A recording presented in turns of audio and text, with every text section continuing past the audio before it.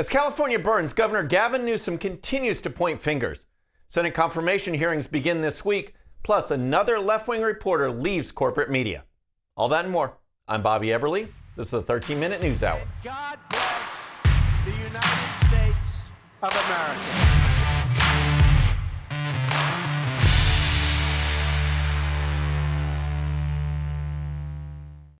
We're going to start on this Monday evening with California Governor Gavin Newsom and his ongoing efforts to pass the buck as fires continue to rage in the Los Angeles area.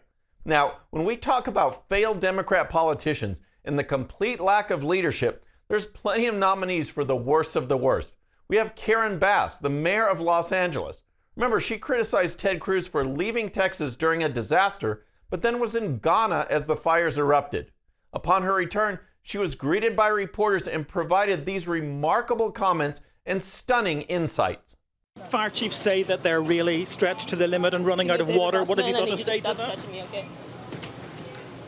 Have you no response to that? Do you owe citizens an apology for being absent while their homes were burning?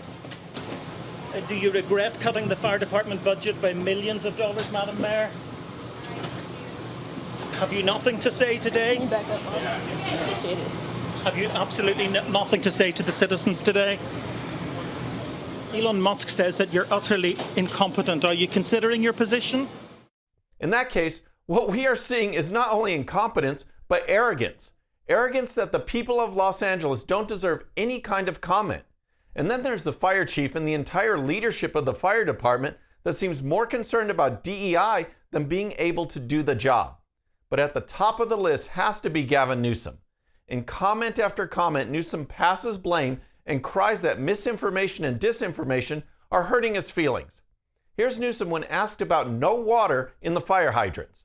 What is the situation with the water? Obviously, in Palisades, ran out last night in the hydrants. I was talking to the firefighter in this block. They left because there was no water in the hydrant here. The local folks are trying to figure that out. I mean, just when you have a system that's not dissimilar to what we've seen in other extraordinarily large-scale fires, whether it be pipe, electricity, or whether it just be the complete overwhelm of the system. I mean, those hydrants are typical for 2 or 3 fires, maybe 1 fire. You have something at this scale, but again, that's going to be determined by the local.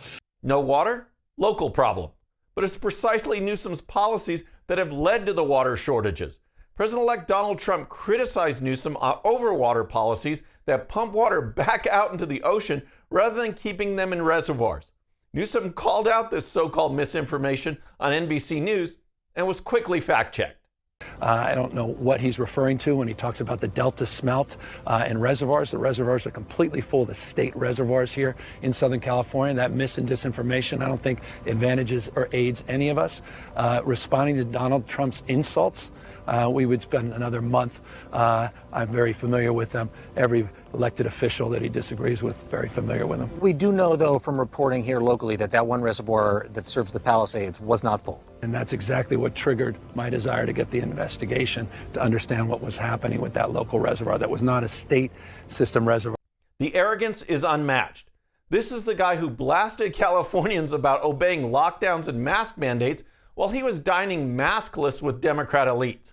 And as far as combating misinformation, the media want to paint a picture that reservoir policies would not have made a difference.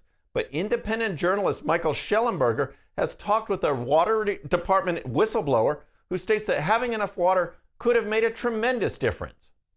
While the media is downplaying the significance of losing the Santa Ynez Reservoir, a senior water utility executive has come forward to tell public that 117 million gallons is a huge amount of treated water storage to have available for firefighting.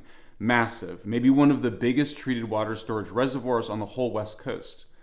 And, crucially, the person told me that the LADWP should never have drained the Santa Ynez Reservoir of water in the first place. So there you have it. While California burns, Democrat officials are proving that they have no business in positions of power and leadership. Gavin Newsom is the prime example, but the real question is whether California residents will finally learn their lesson. Next, let's talk about the Senate confirmation hearings. But first, if you're new to the show or haven't subscribed yet, regardless of platform, just search out my name, hit that subscribe button, make sure notifications are turned on. That way you can follow the show and help us grow. Senate confirmation hearings are scheduled to begin this week on a number of President-elect Trump's nominees for cabinet positions, as well as other leadership posts. Of course, the Democrats and legacy media will look to diminish a number of nominees, but the work Trump and his team have done to meet with senators and address the media appears to be paying off. Here's a preview. Senate Republicans, eager to get started on President-elect Trump's agenda, are hoping to have his cabinet in place as soon as possible. They've scheduled at least 14 confirmation hearings this week. On Tuesday, the Senate Armed Services Committee will begin the process to confirm one of Trump's most controversial picks, former Fox News host Pete Hegseth, for Defense Secretary. This week, hearings will be held for Pam Bondi to be the Attorney General. She's expected to be confirmed easily, but will likely face tough questions about the independence of the Justice Department and pardons for January 6 rioters. And Florida Senator Marco Rubio is also likely to have an easy time getting approved by his colleagues to be the next Secretary of State. With just 1 week before Trump takes office for the second time, the race is on to see how many nominees can be confirmed on or around Inauguration Day. Nominees for Attorney General, Secretary of State, Secretary of Defense, Treasury, Transportation, CIA, and more are all scheduled to have hearings this week, while nominees such as Kash Patel for FBI, Tulsi Gabbard for National Intelligence, and RFK Jr. for HHS Secretary are still awaiting dates for their hearings. Kansas Senator Roger Marshall spoke on Sunday Morning Futures about the importance of getting Trump's nominees confirmed quickly.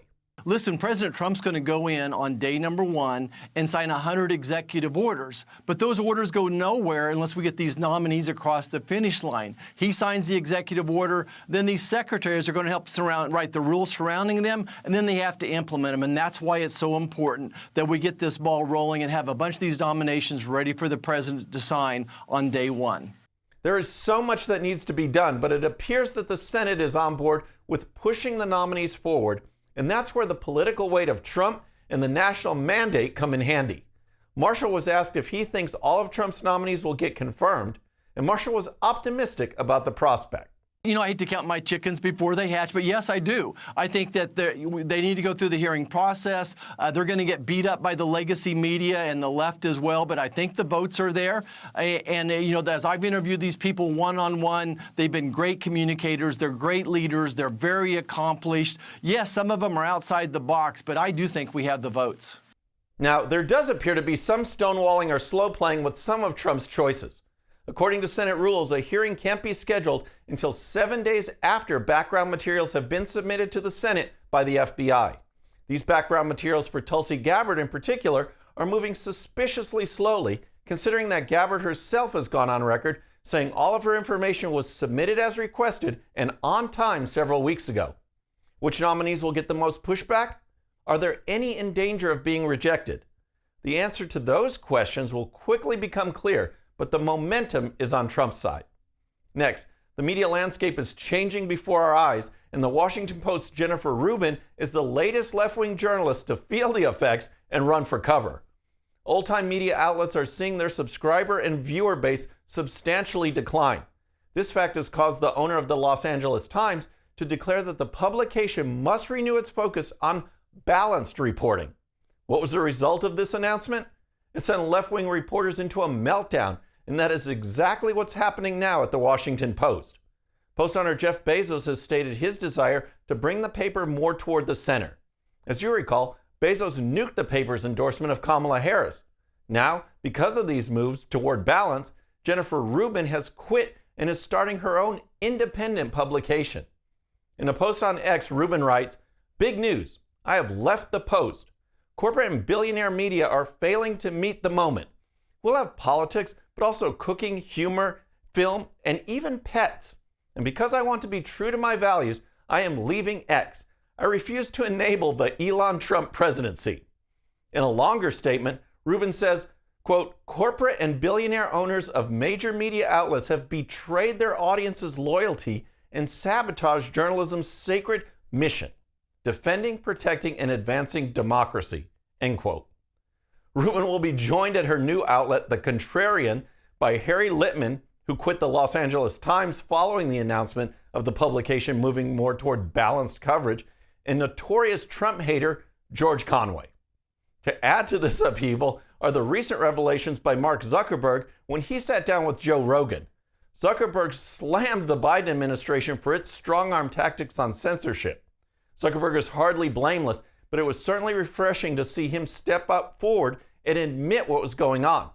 Zuckerberg also had some interesting comments on corporate culture in general, not just the media, but it all goes together on how the left attempts to stifle information, punish whiteness, and label masculinity as somehow something that is bad.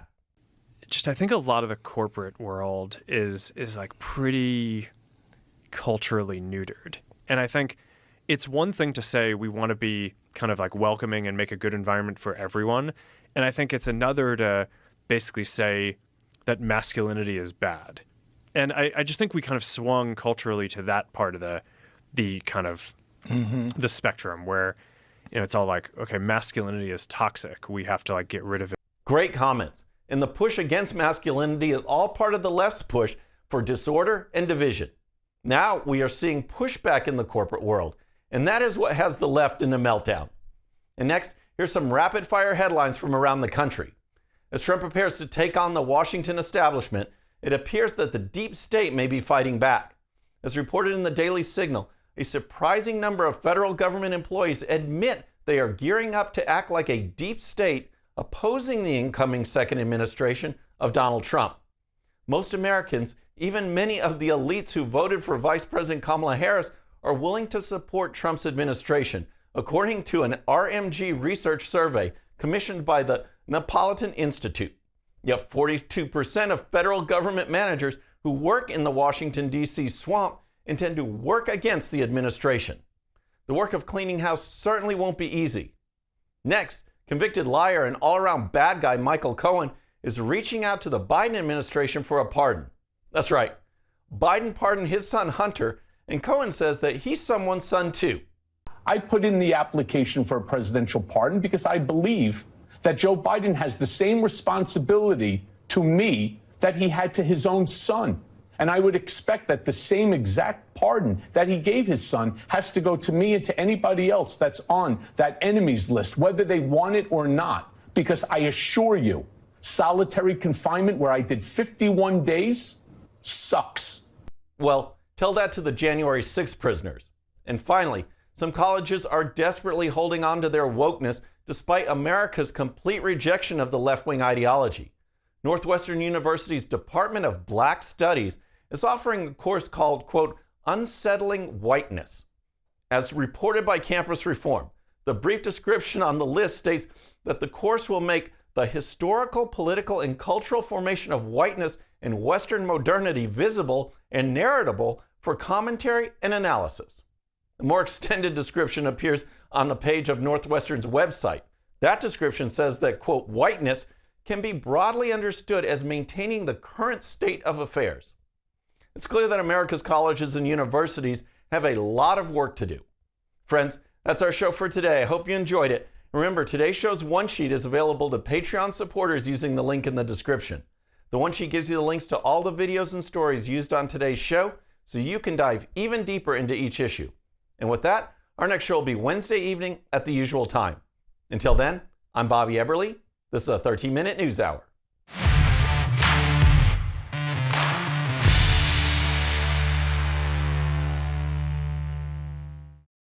All right, friends, thanks again for tuning in. I really appreciate it. And before you go, please hit that subscribe button above. Once you do, tell your friends, share it, spread the word about the 13-minute news hour so we can keep growing. And for more great content, check out these videos right here, and I'll see you next time.